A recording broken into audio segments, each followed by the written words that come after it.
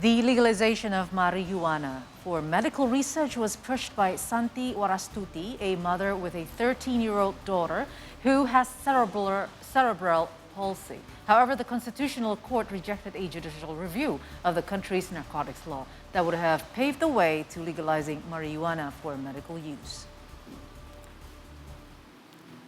With the backing of several civil society organizations, Santi Warastuti filed a judicial review of the country's strict narcotics law in 2020.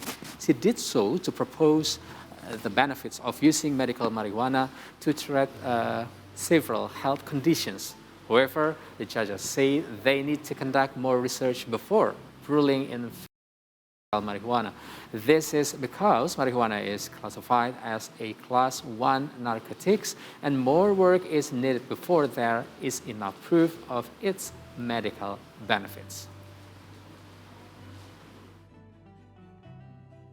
There's recently been quite a debate among Indonesians, so we want to know what's actually for us to know regarding this marijuana and the law as well. So we want to know more about the recently rejected marijuana regulation, and we'll talk with Akset Law partner and litigation lawyer Raden Suharsanto Raharjo. He is already with us in the studio today. All right, and to have a good afternoon, first of all. Good afternoon. And we want to have a very, very fruitful and very nice discussion. So we would like to have the permission from our audience to take off our mask, both me and Akhir as well. Yep. So let's do so. Oops. All right. So thank you for being here in the See Today studio this afternoon, Anto. We want to know, the Constitutional Court just recently decided to reject the judicial review of law number 35 of 2009 concerning the narcotics. Yes. Now, in relation to the use of medical marijuana for health, so we want to know more. This is education as well for Indonesian society. Can you further explain their rejection? What is it behind it? Yeah, so the reason of the rejection from the Constitutional Court. So basically, the Constitutional Court did not oppose, or in principle, they sympathize with the condition of the patient's family who's filing this petition for the judicial review.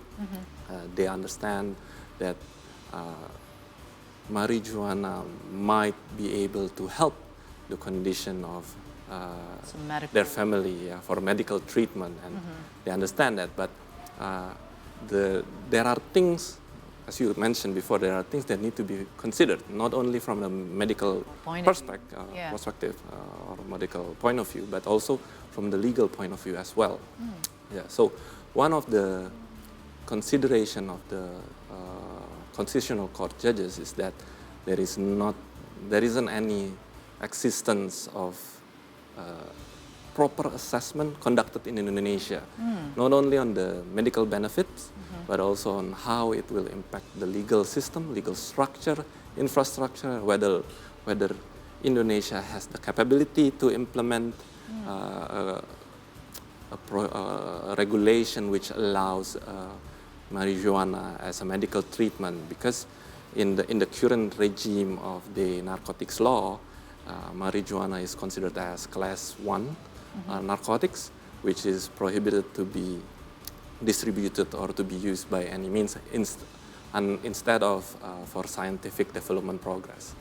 So that is one of the reasons, is that there are significant issues that might come up or might arisen from deciding that Article 8 and Article 6 of the narcotics law to be considered as unconstitutional.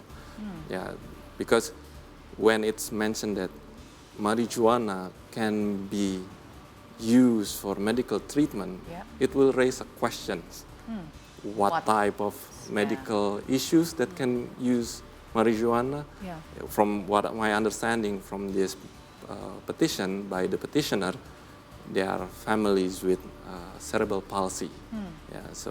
But depression in the United States or in other jurisdiction also use legal marijuana for medical treatment for the depression. Can it also be applied? This needs another set of regulation before, for further implementation. Yeah. Immediate stipulation or decision from the Constitutional Court by saying that, oh, marijuana is now legal for medical treatment, Yeah. will raise certain concerns. Yeah, but there needs to be some boundaries as well. Yes, right? there needs to be certain boundaries because even with a very strict regulation like the current regime, it's basically there. Marijuana is still accessible illegally in the illegal market. But there are many people saying that when it's illegal, then there are actually advantaging some kind of a groups or some kind of a society that is taking advantage of a very high price of marijuana. And people are also saying that Indonesia is a bit behind compared to other countries that has been making marijuana as some kind of a legal drug to do certain illnesses. So how do you see this? Yeah, so another concern why I personally tend to agree with not being unsympathetic with the petitioner and their family, but I tend to agree with the Constitutional Court decision because what is decided to be revoked or to be decided to be unconstitutional is all class 1. Right. All class 1 narcotics, Yeah. which is not only involving marijuana, but also in that is opium, cocaine, which have different impact on health, right? So it's not as straightforward by saying, oh, revoking or deciding that elucidation of Article 6 and Article 8 of the narcotics law to be unconstitutional means only impacting to legal use of marijuana for medical treatment, but also it will also affect and impact for the use of cocaine and opium for medical treatment as well. All right, so Anto, if I'm not mistaken, that the Constitution decided to reject this proposal because of the reason of they need more, let's say, the research for that.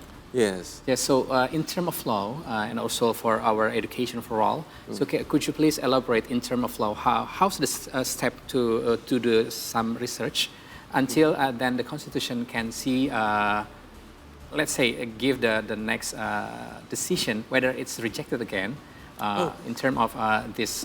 Yeah. So the Constitutional Court decision in their legal consideration urged the government to conduct the assessment, and it is the Constitutional Court decided that it is not in their capacity to actually revise the law, because this is not just saying this case should not be decided by saying Article 8 and Article 6 to be unconstitutional. It needs another set of regulation to truly regulate on how the use of Class 1 narcotics, or for instance, marijuana, to be legally used for medical treatment.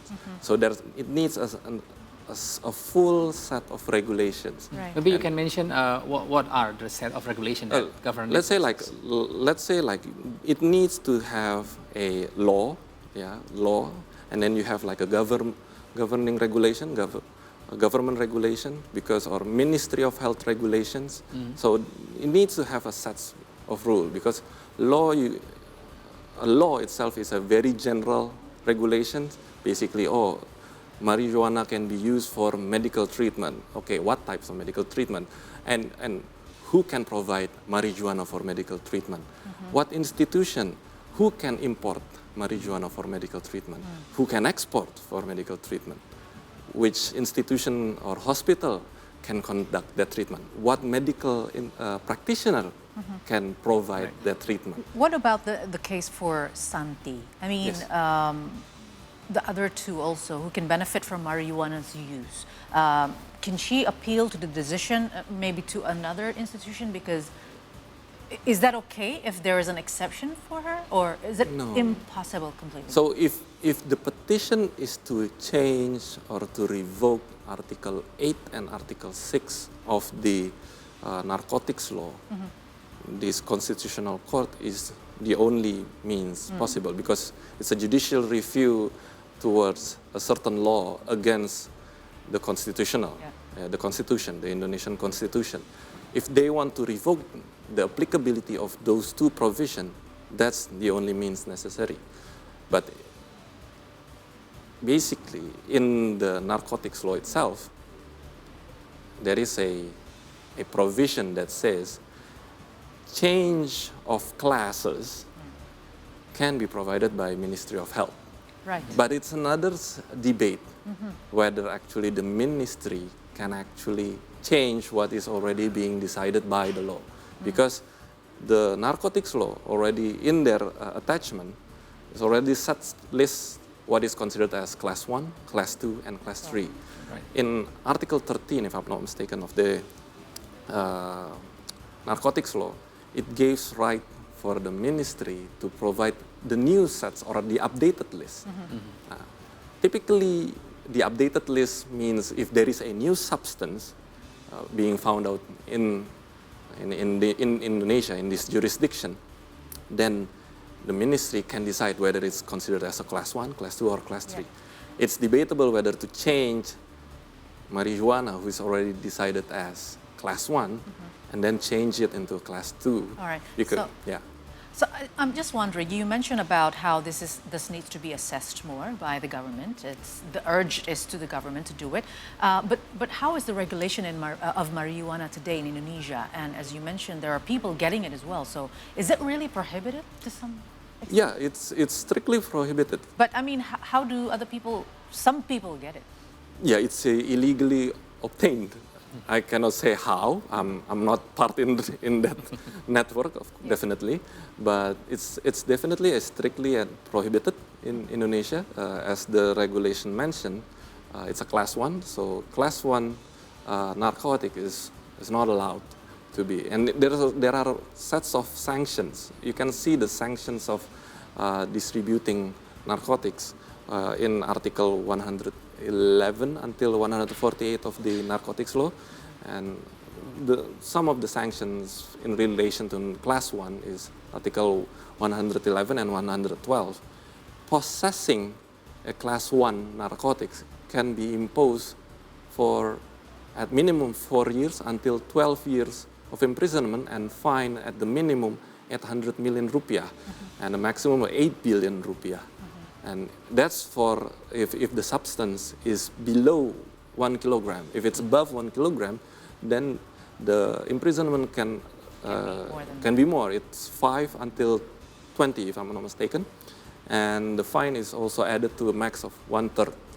So that's owning. Using is up to 4 years. Imprisonment up to 4 years for user. So what are the alternatives then left for Santi, for example? Alternatively, She has to go through those illegal. yeah. So basically, sort of lines. maybe how the petitioner could try is to basically to urge the government to basically start the assessment, because this is a very lengthy process, because creating a new set of regulation or changing an existing regulation or law, it's a very time-consuming process, because you need an assessment not only for the medical benefits but also how the legal structure and infrastructure will impact, because there are sets of sanctions here related, and criminal sanction to be exact, in relation to the use of marijuana or class 1 narcotics. So if that will be changed, it will need to be assessed thoroughly and very precisely on how it will work. How will the work of the medical use of marijuana will be implemented here in Indonesia? And that assessment, including medical, how the institution can support the legal structure, the legal framework, whether we have necessary infrastructure, medically, legally, an authority who will support this, who will be responsible on supervising the distribution. Yeah. Is it the Ministry of Health, or it will be in conjunction with the BNN, Narcotics Authority here in Indonesia? Who will be that? And that will need to be assessed. But the first step, I think, they can take is that to urge the Ministry of Health to make medical assessment on how it will be affected in Indonesia. Could it be, whether the medical benefit could be supported for the medical scientifically. Scientifically. So I think. All right. So Anto, so the aim of our conversation right now, we would like to learn deeper in terms of law from this case. So in your point of view, so what do you think from the side of regulator? Do you think regulators are worried about the misuse of marijuana by certain parties for unwarranted needs if the Article 6 and 8 being revoked? Yeah, I think the concern from the lawmaker or the regulators is clearly stipulated or expressed in the law itself. As you can see in the general overview, in the elucidation of the narcotics law, you can see that the main concern is that the illegal use or the abuse of narcotics could actually cause damage to health and even serious damage to health, individual's health, and at certain stage it could cause death. So it's a concern, a serious concern, even it's stipulated in the first paragraph. So it's the major concern of the regulator is that this narcotic should be very strictly regulated, and certain types of narcotics should be prohibited from distribution in Indonesia. All right. So in terms of medicine, it's now is like the homework in the Ministry of Health to give more assessment for that, yeah? Yeah, so as the Constitutional Court had expressed, certain assessment needs to be made whether it actually have medical benefit. I understand that there is another assessment from other jurisdiction about this, and many assessment, but different countries, different jurisdiction might have different impact. Different weather condition, different cultural behavior could also impact it in people's health. So in Indonesia, culturally using drugs could cause shame to the family, which will then cause mental illness. Additional, it needs to be assessed whether the Indonesian culturally accept this, will be okay that having the patient treated by marijuana. Those things are also subsequent effects, so besides the medical benefit impacted by the patient physically. Maybe you can use this opportunity to actually give advice to your government. How should this assessment could be done? Because as you mentioned, it's quite lengthy, but at the same time, there are other people or other certain parties that actually need this for medical purposes. Yes. But unfortunately, to pass a new law or to amend a new law, it needs to follow the step from the lawmakers in the parliament. So definitely having the ministry to immediately start. Ministry of Health. How long will it be, you think? I understand is the parliament has already put a bill and discussing the bill for the amendment of the narcotics law. I'm not quite sure whether the bill will accommodate the needs or the concerns for the use of marijuana as a medical means for treatment. So, but there is that bill is already there. What I understand, it's being assessed, if I'm not mistaken. But how long will this assessment will take? It will depend on the parliament, lawmaker, right? And the lawmaker itself, right? Because lawmakers have several bills that need to assess, and we do not know for sure how they will prioritize which bill to come first and which comes second. Right. So Raden Suharsanto, Raharjo, ASCAT Law Partner, thank you very much for your time and your elaboration for us. Hopefully it's brighten up our information in terms of law to this issue. Thank you. Thank you. So now, everybody, we're just having another break for this hour. Yes, and after the break, it's time for Crazy Alexa, who will deliver some economic and business updates. So please stay here only on the 3-Hour News Show, only on See Today.